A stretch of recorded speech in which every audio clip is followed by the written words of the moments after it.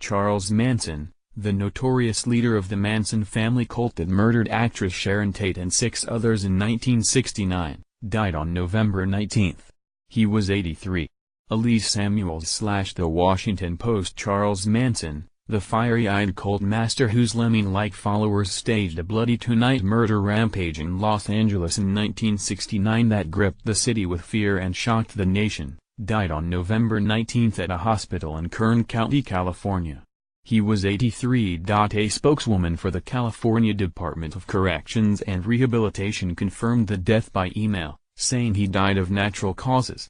Mr. Manson, who was serving a life sentence at California State Prison in Corcoran, California, had had health problems in recent years and was hospitalized in January for gastrointestinal bleeding, according to news reports. The sheer incomprehensibility of the acts, mutilation and ritual stabbings of 7 victims, among them rising Hollywood starlet Sharon Tate, then 8 months pregnant by her movie director husband, Roman Polanski, left the public aghast and police investigators stumped for months.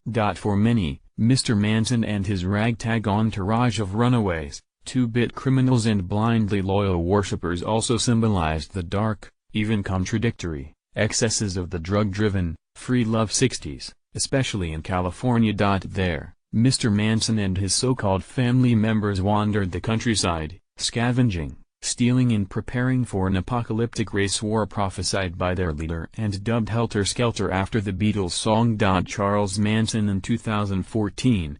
A prelude to the conflagration was the slaughter of the 7 victims in 2 affluent Los Angeles neighborhoods.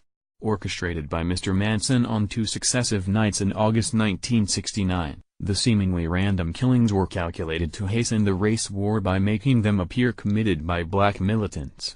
That in turn, he told his followers, would stir white sentiment against blacks, triggering widespread violence by blacks. The scheme bore surface plausibility with the rash of urban explosions throughout the 1960s, culminating in the assassination of the relevant Martin Luther King Jr. in 1968 and nationwide rioting. Investigators, however, said the attacks also appeared motivated, at least in part, by Mr. Manson's uncontrolled rage in the weeks leading up to the murders, when Hollywood agents rejected his self-proclaimed musical talents. The slayings, known collectively as the Tate LaBianca murders, led to the arrest and conviction of Mr. Manson and 4 of his followers in 1971.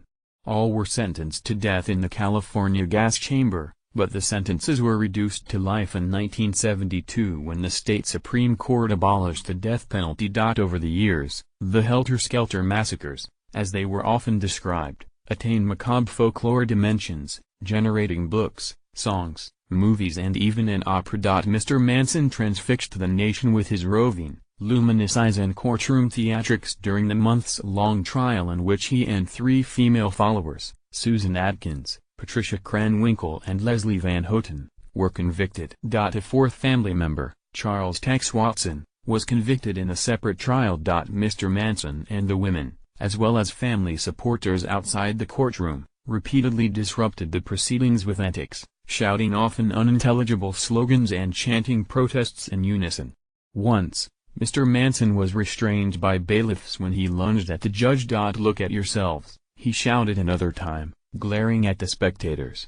You're going to destruction. Vincent Bugliosi, the hard-charging deputy district attorney who prosecuted Mr. Manson, described the Manson name as a metaphor for evil. Mr. Manson was a study in stark contrasts. Small and scrawny, he was also charismatic and held an almost hypnotic power over his followers, especially women.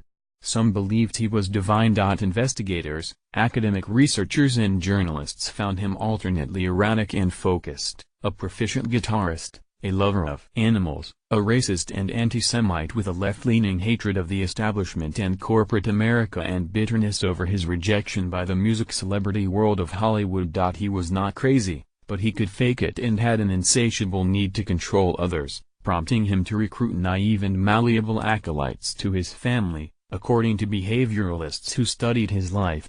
Basically, Manson was a coward. Eric Hickey, dean of the California School of Forensic Studies at Alliant International University, told Maclean's magazine in 2012.